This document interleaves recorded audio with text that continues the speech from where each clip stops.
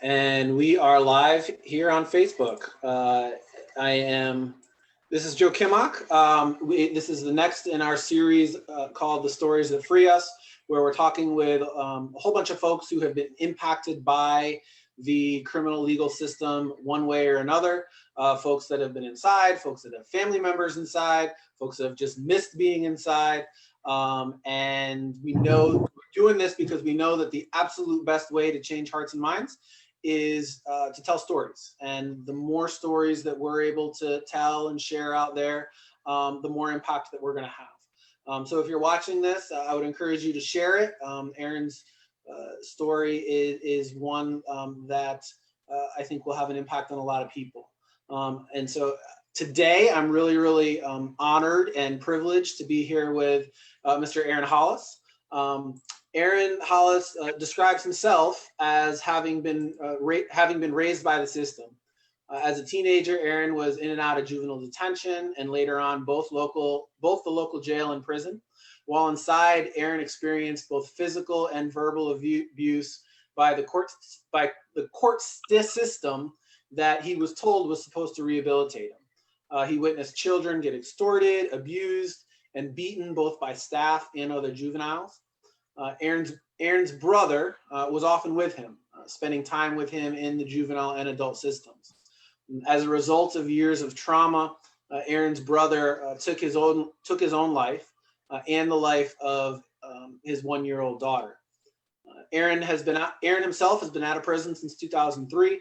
Since his brother's suicide, Aaron has been an active community leader with a mission to bring awareness to the harmful effects that mental illness brings on the community.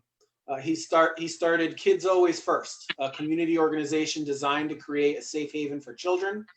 His most popular event, Kalia Kite Day, named after his niece, brings together hundreds of people each year to honor her and to bring awareness to mental illness. Aaron believes that in order to address mental illness, we must first be strong enough to talk about it, and is on a mission to get his community to do just that. Aaron, thank you so much for joining me today. Thank you so much, Joe. So Aaron, you describe yourself as having grown up in the system. Tell us what that means. What specifically for you, what did that mean for you to have been growing up in the system? So when I say I've grown up in the system, I mean I've been on every level of the system.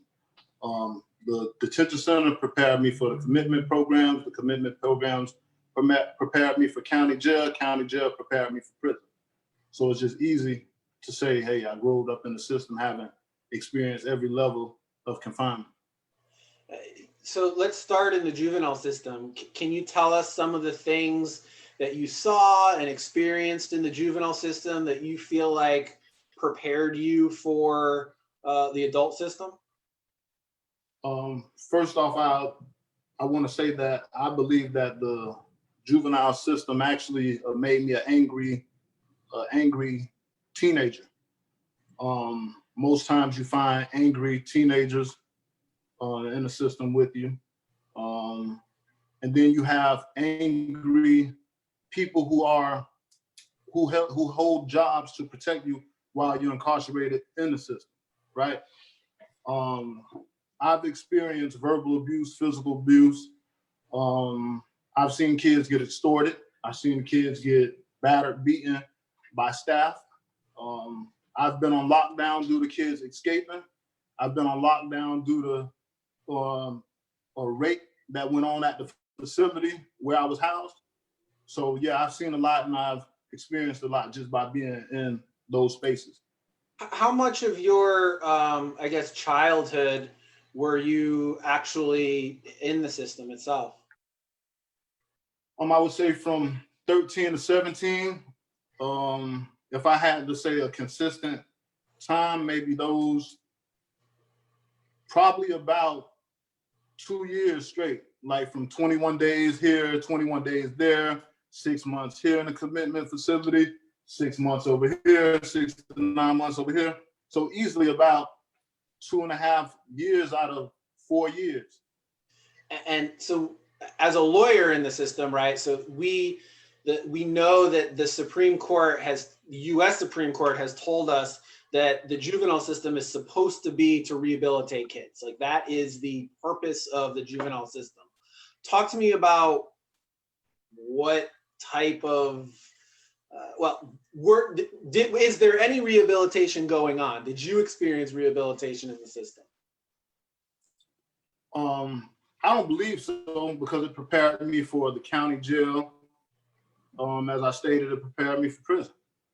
There's no resources ready available for a juvenile getting out of facility, such as a commitment program. Inside the program, there's no job training, there's no entrepreneurship skills. There's only limited mental health services, and nobody identifies with the popular race that's actually incarcerated. Talk to me about what your daily life was like in a juvenile program. Daily life, I mean, we wake up, clean up, might get dressed, probably go to group, come back, lunch. It's really nothing. We might have a shop class, but it's really nothing that actually says, hey, I'm rehabilitating this child for when he goes back into society. If you were, let's say if you were king for a day, and you could wave a magic wand and fix the juvenile system, what would you do? How would you change it? One of the first things I would do, I wouldn't employ mad staff. These staff, they come in with personal problems and they take it out on, I wouldn't say innocent children, but they take it out on children who are the weakest links. Mm-hmm. I would actually bring into different different programs such as life skills.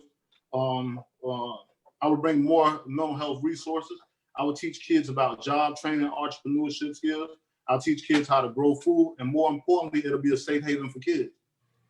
There won't be any abuse. There won't be any rape. There won't be any physical or verbal abuse. Talk to me about your transition from juvenile to kind of adult jails and prisons. Within yourself, what was your own kind of personal transformation that was going on there? Really, it's no transformation. There's nothing different about except the age. And you probably come in contact with more people who are more years older than you. It's really no change. The same way the county jail is ran is how my juvenile facility was ran, and I was 17 then. So it's really no change. It only preps you, and more importantly, you go through the whole system, seeing people you know. Like most of the people that I know from Broward County from the system, I've seen them in juvenile programs, I've seen them in county jail, and I met a few in prison. Your brother was also with you on some of those steps. Tell us a little bit about him. Well, yeah, me and my brother, we actually shared room. We were roommates in the juvenile. We were roommates in the county jail. We were close. He's my best friend. Probably the coolest, most humblest, quietest dude that you can ever meet. He wasn't accepted by other people who didn't look like him. But he was, his passion was there. He did love kids, but it's sad to say how he left. It was just detrimental and traumatic for me and my family. Did you know that he was going through mental illness? I knew only bits and pieces of it because partly I went through the same thing. Not able to find a job, not able to actually get housing or things of that nature for me and my children. So when it came to things of that nature, I knew just very little. But on his personal life, his personal side, I didn't know that it was that major for him to take drastic measures to actually do what he did. How did you find out that your brother had died? I actually woke up out of my sleep. My family had woke me up out of my sleep. We had a family conference, and I actually knew something was wrong because I saw everybody, all my siblings, all my brothers and sisters, but I didn't see Tim. So I thought maybe Tim might have somebody killed Tim. I thought he might have been in an accident or something. When I asked the question, that's when my older brother, he actually gave me the news. Hey, this is what happened.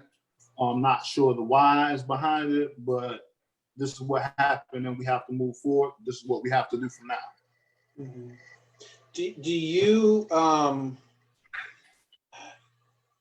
Do you think that would have happened if Timothy hadn't gone through what he had gone through in the system?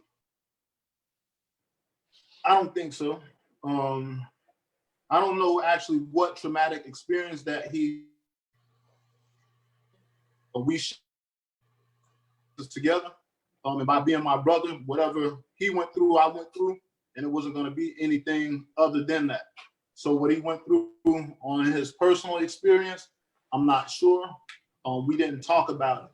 We don't talk about mental health. We don't talk about suicide.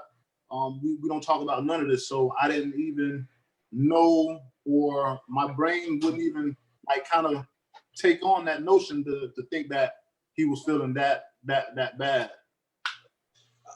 In the days and weeks and even years after it, how did you get through it? The days, months, weeks after, I actually tried to kill myself. I had my first experience with cocaine and heroin.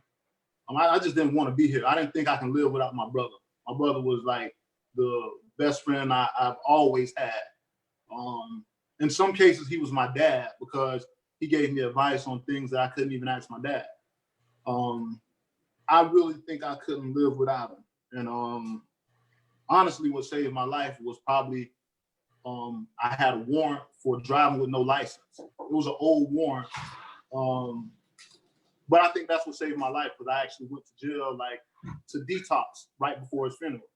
Mm-hmm.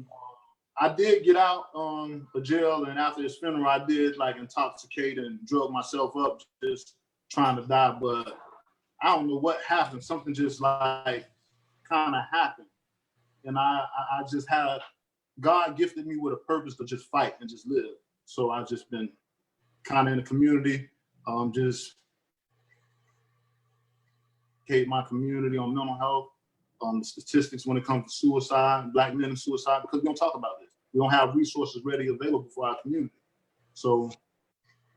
Yeah, so talk to me about that. You started Kids Always First. You have been very, very vocal and active in your community and trying to force this conversation. I guess talk to me first about Kids Always First. What is it? What are you doing? All right, so Kids Always First is a dedication to my niece and brother. First off, it's a dedication to my niece because she was innocent, right? So I actually want to get out there with kids so they don't actually grow up with the mindset, whatever mindset my brother had. Mm-hmm. So I'll say this, I want to teach kids, like I said earlier, I want to teach kids basic life skills, entrepreneur skills. I want to create a safe haven where kids can come and express themselves without being judged. I want to create a space to where kids can actually use their hands to actually create a product to actually make income. I want to teach kids I just want to be active and teach kids how to grow food. I want to teach kids about everything about healthy eating. I just want to just be active with kids and just teach them all the information that I got ready available to give them. Mm-hmm. If you were talking to somebody, or if there's somebody watching this right now who is going through, tough times mentally, they're not talking to anybody, which we know is very, very common. What are the conversations that you have? What do you say to them? How do you try to get them to get help? First off, I'll say you're not alone. We all go through it. Life is a beautiful thing, man. You feel me? We have to cherish it. We can't let life get the best of us in the midst of our hurt because trouble really doesn't last always, right? So if we think about it life is amazing, man. Find that gift, dig deep inside, just like find a cause to fight for. You know what I'm saying? Because life is one of the most beautiful things, you know what I'm saying, if you live it the right way. But if you like kind of let your mind play tricks on you, like it'll continue to like play tricks on you. And I mean, just I'm always a listening ear, like, you know what I'm saying, for whoever like might be in need. I noticed it was either yesterday or the day before, you posted on your Facebook page that you had just finished a therapy session and that you were feeling great. And I think it's, I know I'm not alone. I speak for a lot of people. I think it's incredible that you are open and sharing that with folks, because I know it has an impact. I know it has an impact on not just one person, but a lot of people who read that and think, you know, if Aaron's doing it, then it's okay for me to do it. Talk to us, for folks like that, talk to us about how therapy helps. Just having that release, you know what I'm saying? Just having that release, being able to talk to somebody. Therapy is like having a listening ear. You know what I'm saying? You know, you always want to have somebody that listens to you when you might be struggling with this problem, you might be having this issue or whatever. But things that I've done, like through my process of growth, right? Because our community, we don't talk, we hold so much in. And like, I only can encourage a person just to find a listening ear, which is maybe a therapist, or someone who like has a professional background who can actually take care of these specific needs. So that's what I can tell you, man. That it's been a great thing just experiencing it. So why do you think so many people don't get help, don't talk about what they're going through?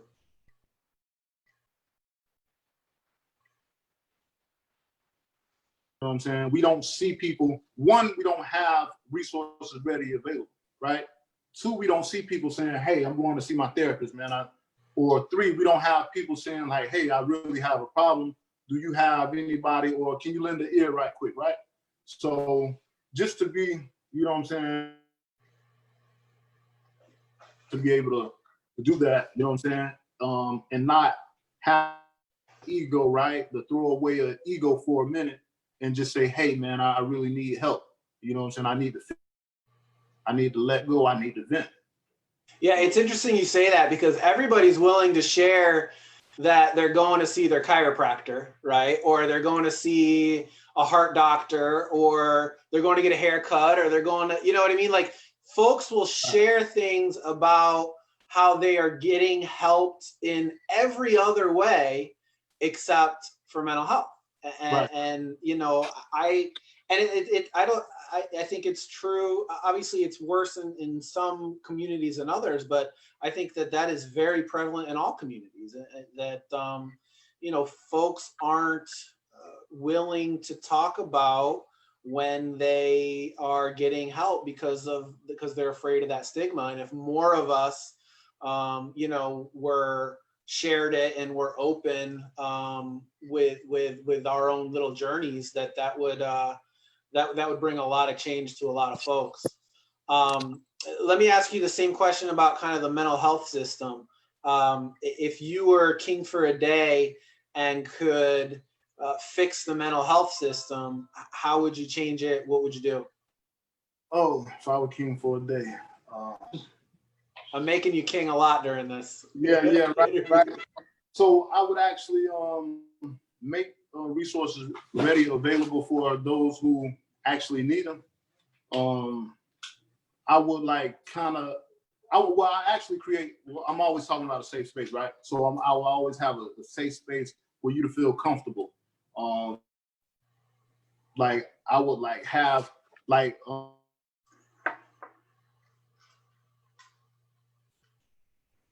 resources. I actually created Brothers Meeting Brothers, right? Just so like Black men in my community can actually like come together and like talk about issues that's going on, maybe in their personal life, maybe at job, at work, or whatever, in the community. So yeah, we do have that space to where we can actually, you know, talk. We can actually get to know each other without any judgment.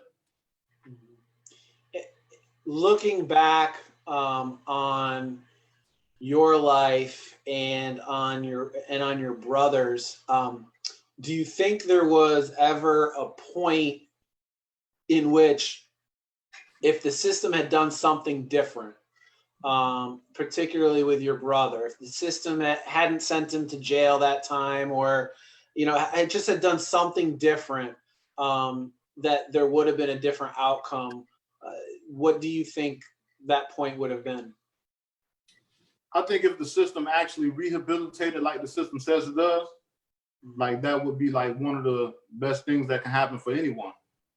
Not only my brother, but several people who actually endures this. You have people inside these facilities that actually do the same thing my brother did. Do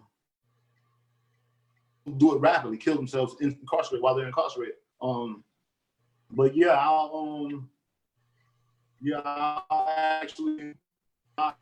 actually like have readily resources like really ready available for people in the community. Just on the regular, man, like on call. I have a hotline. I don't know. It's just touchy topic. My bad. No, you're good. How are you doing now? I'm blessed and highly favored, man. I can't complain. I'm feeling good. My health is good. My heart's in the right spot. I'm blessed. I can't complain. Well, I want to thank you so much for doing this interview with me. I think that you are an inspiration to a lot of people, folks that have been through the system. There are so many people out there that have been swallowed by the system and think that there's no way out. And it is extraordinarily challenging, right? I don't have to tell you that. But you can do it. And for me, on my end, I think we need to build a system that builds folks up, not tears folks down. And right now, we just have a system that continually tears folks down over and over and over again. And so I want to thank you so much for having this conversation, for everything that you're doing, both for your community, for your niece's memory. If somebody wanted to get in contact with you, what's the best way to reach you? Phone number at Kids Always First, Liberia. Yep. S always ALWAYS, always first, FIRST. Well, I'm sorry. Kids, KIDS. I'm sorry. Always ALWAYS, one first, one ST, first, Liberia, LIBER. And I'll drop that. I'll drop that email in the comments. If you are somebody who needs a mental health resource, if you are somebody who has been inside and just needs somebody to talk to, if you are just somebody who's looking to make a connection, working in the mental health field, please reach out to Aaron. Aaron, thank you so much for having this conversation with me. Thank you, Joe, man. I really appreciate you. All right. All right. Take care. All right, man. Thanks.